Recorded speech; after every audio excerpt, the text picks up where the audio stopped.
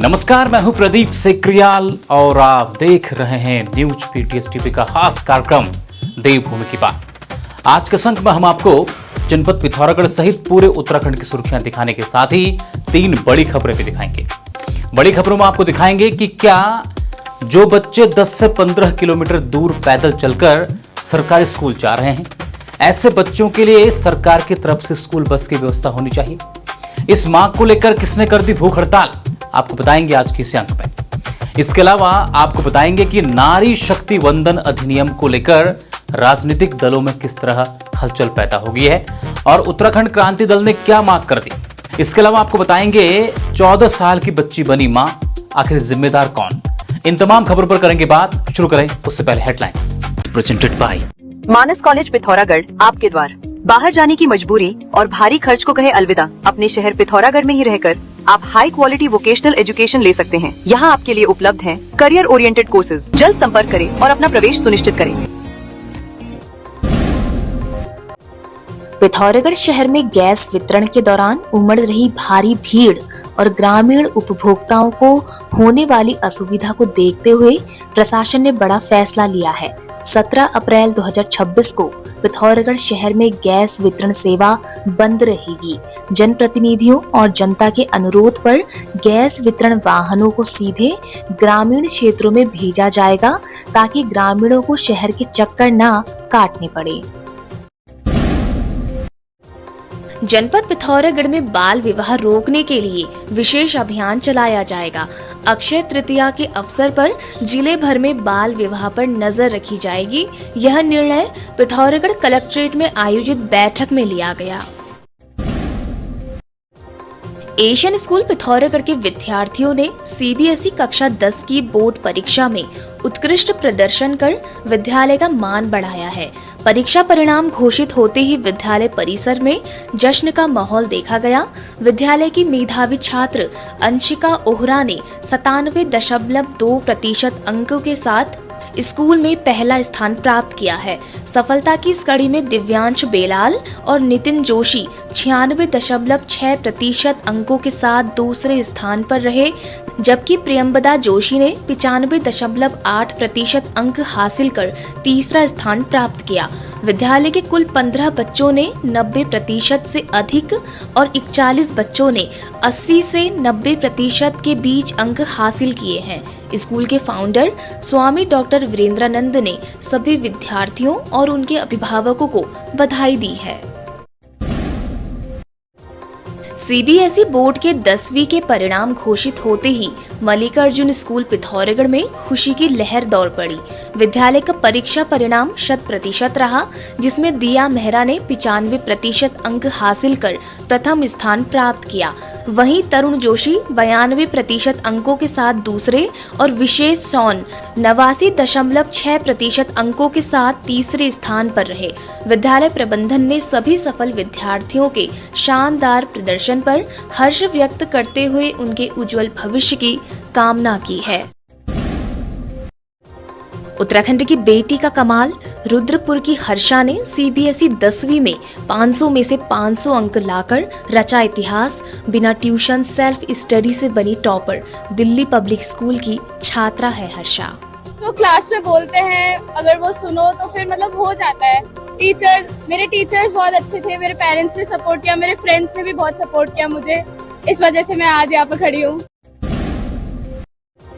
सोबन सिंह जीना विश्वविद्यालय की परीक्षाओं और एसएससी जीडी भर्ती की तिथियां एक साथ पड़ने पर छात्रों ने गहरा रोष जताया है। पूर्व छात्र संघ महासचिव मुकेश कुमार के नेतृत्व में कुलपति को ज्ञापन देकर परीक्षा कार्यक्रम बदलने की मांग की गई। पिथौरागढ़ कोतवाली पुलिस ने त्वरित कार्रवाई करते हुए घर से लापता एक मानसिक रूप से अस्वस्थ व्यक्ति को कुछ ही घंटों में ढूंढ निकाला। टकाना निवासी दीवान सिंह सामंत घर से नगद 50,000 रुपए लेकर कहीं चले गए थे। अनहोनी की आशंका पर परिजनों की सूचना मिलते ही कांस्टेबल हयात पारकी ने तत्परता दिखाते हुए उन्हें सकुशल बरामद कर परिवार के सुपुर्द कर दिया। परिजनों ने पुलिस की इस संवेदनशीलता के लिए आभार व्यक्त किया है। पिथौरागढ़ में महर्षि विद्या मंदिर ने इस वर्ष की बोर्ड परीक्षा में शानदार प्रदर्शन किया है। विद्यालय की छात्रा लक्षिता चंद ने 93.4% अंकों के साथ स्कूल में प्रथम स्थान प्राप्त किया। स्कूल का परिणाम 100% रहा।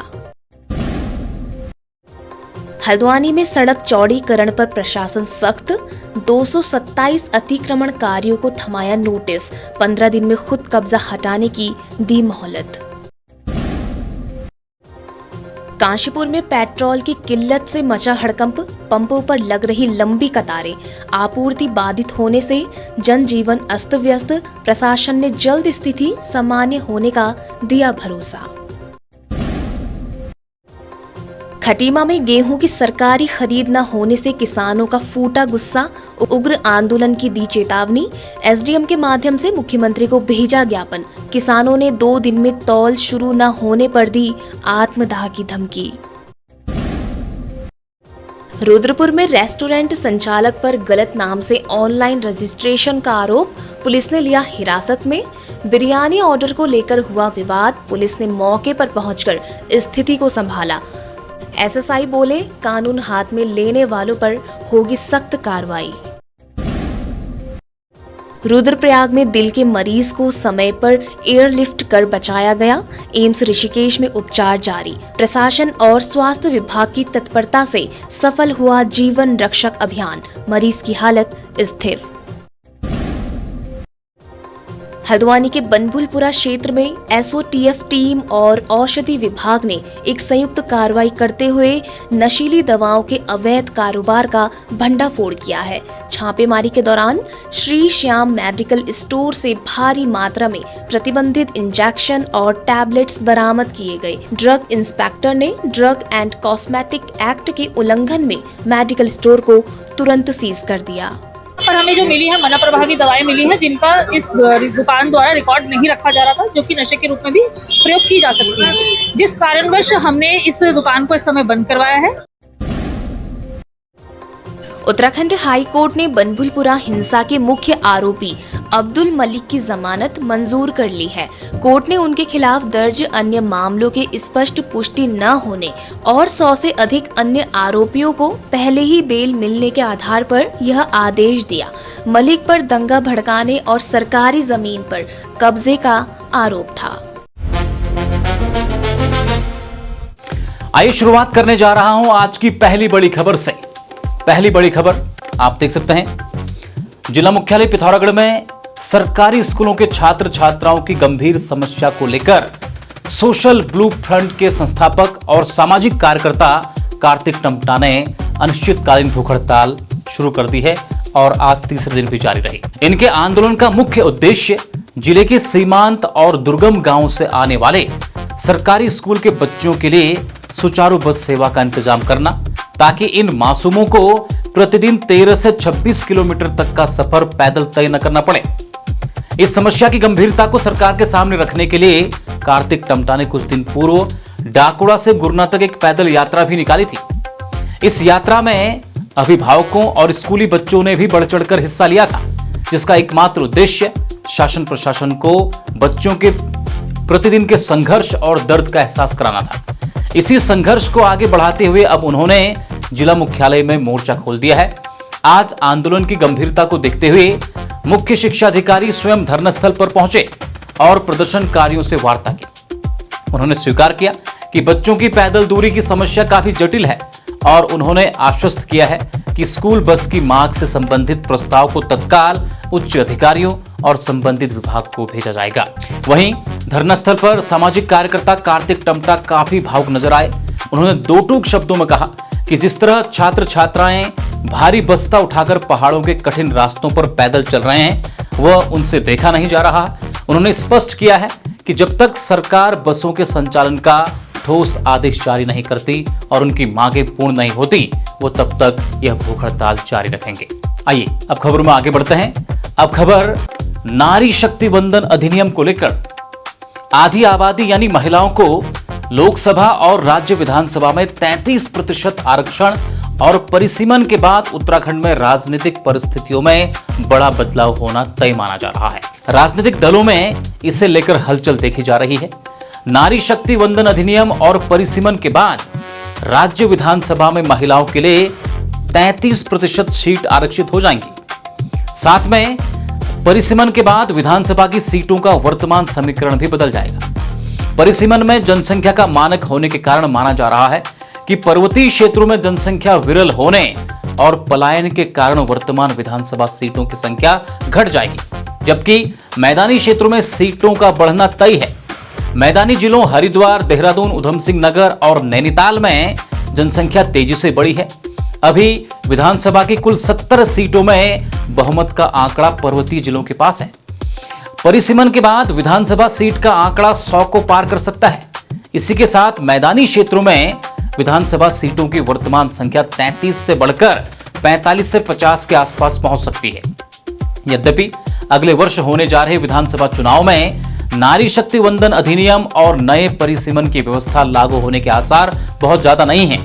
लेकिन केंद्र की मोदी सरकार की ओर से इन दोनों के संबंध में संसद का विशेष सत्र बुलाने के बाद विपक्षी खेमे में बेचैनी बढ़ गई है। वहीं देश में नारी शक्ति वंदन अधिनियम को लेकर जारी चर्चाओं के बीच अब उत्तराखंड क्रांति दल यूकेटी ने भी अपना रुख स्पष्ट कर दिया है। दल के शीर्ष और वरिष्ठ नेता काशी सिंह ऐरी ने महिलाओं के लिए 33% आरक्षण का स्वागत तो किया, लेकिन इसके साथ ही उन्होंने उत्तराखंड की विषम भौगोलिक परिस्थितियों को देखते हुए केंद्र सरकार के सामने कुछ महत्वपूर्ण मांगे भी रख दी हैं। उनका कहना है कि महिलाओं को आरक्षण देना एक सराहनीय कदम है और दल लंबे समय इसकी मांग करता रहा है। हालांकि उनका मानना है कि यह आरक्षण पूरी तरह तभी प्रभावी होगा जब इसमें SC, ST और OBC वर्ग की महिलाओं के साथ साथ आर्थिक रूप से पिछड़े सवर्णों को भी उचित प्रतिनिधित्व मिले। उत्तराखंड क्रांति दल का कहना है कि उत्तराखंड जैसे पहाड़ी राज्य में परिसीमन का आधार केवल जनसंख्या को नहीं बनाया जाना चाहिए। पहाड़ के गांव आज खाली हो चुके हैं और लोग शहरों की ओर पलायन कर गए हैं। अगर केवल जनसंख्या को आधार माना गया तो पहाड़ की विधानसभा सीटें कम हो जाएंगी और राजनीतिक प्रतिनिधित्व सिमट जाएगा। यूकेटी की मांग है कि उत्तराखंड में परिसीमन क्षेत्रफल के आधार पर होना चाहिए। इससे दुर्गम और विशाल भौगोलिक क्षेत्र वाले इलाकों की आवाज सदन में बनी रहेगी। आइए अब बात करते हैं एक बेहद ही संवेदनशील मुद्दे पर।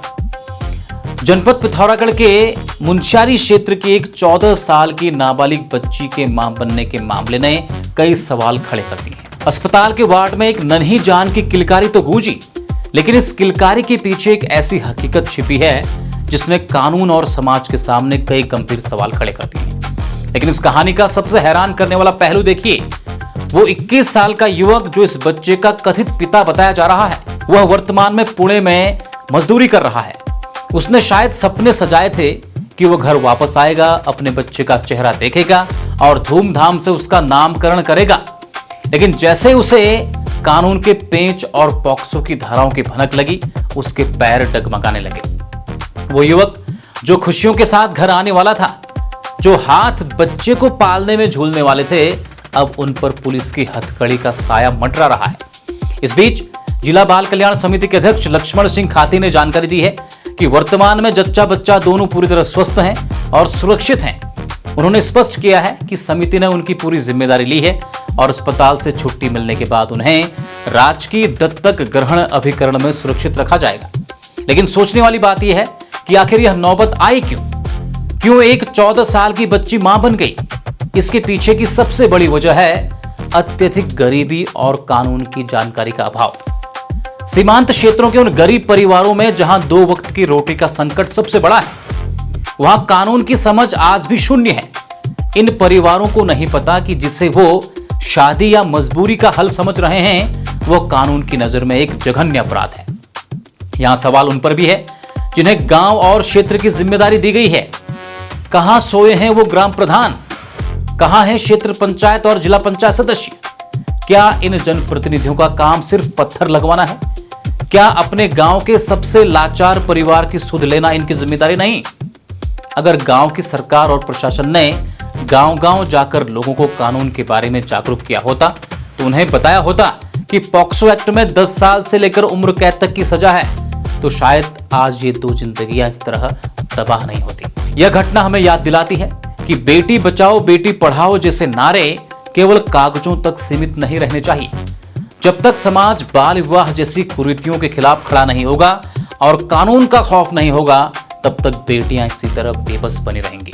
जब तक गांव-गांव जाकर प्रशासन और समाज के जागरूक लोग इन गरीबों को कानून के बारे में नहीं समझाएंगे, तब तक बेटियां इसी तरह बेबस होती रहेंगी। सिर्फ मुकदमा दर्ज करना काफी नहीं है, उस गरीबी और अज्ञानता को मिटाना होगा जिसकी आड़ में ऐसे अपराध फलते फूलते हैं। हमने 2 साल पहले भी खबर चलाई थी कि कहीं प्यार के चक्कर में जेल न हो जाए, जिसमें हमने पॉक्सो एक्ट के बारे में जानकारी दी थी। देखिए ये वीडियो। एक लड़का और एक लड़की फोन पर बात करते हैं और ये बातचीत कई महीनों चलती है। धीरे धीरे बातचीत प्यार में बदल जाती है, दोनों के बीच मुलाकातें भी होने लगती हैं और दोनों के बीच शारीरिक संबंध भी बन जाते हैं। कुछ महीनों बाद लड़की को पता चलता है कि वह गर्भवती हो चुकी है। यह जानकर वह घबरा जाती है, सोचती है कि अगर इस बात का पता घर में चल गया तो समस्या पैदा हो जाएगी। वो अपने बॉयफ्रेंड को फोन कर बताती है कि वो प्रेग्नेंट हो गई है। यह सुनकर वह लड़का भी घबरा जाता है।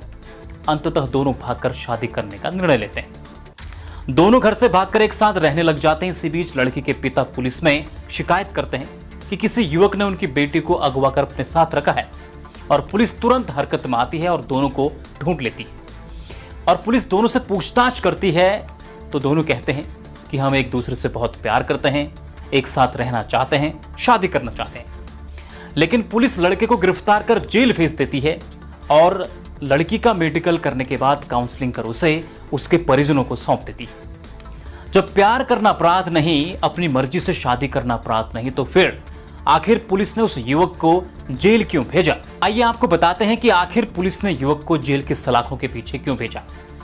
दरअसल जब पुलिस ने दोनों से उम्र पूछी तो लड़के ने बताया कि उसकी उम्र 21 साल है और वहीं लड़की ने कहा कि उसकी उम्र 16 साल है।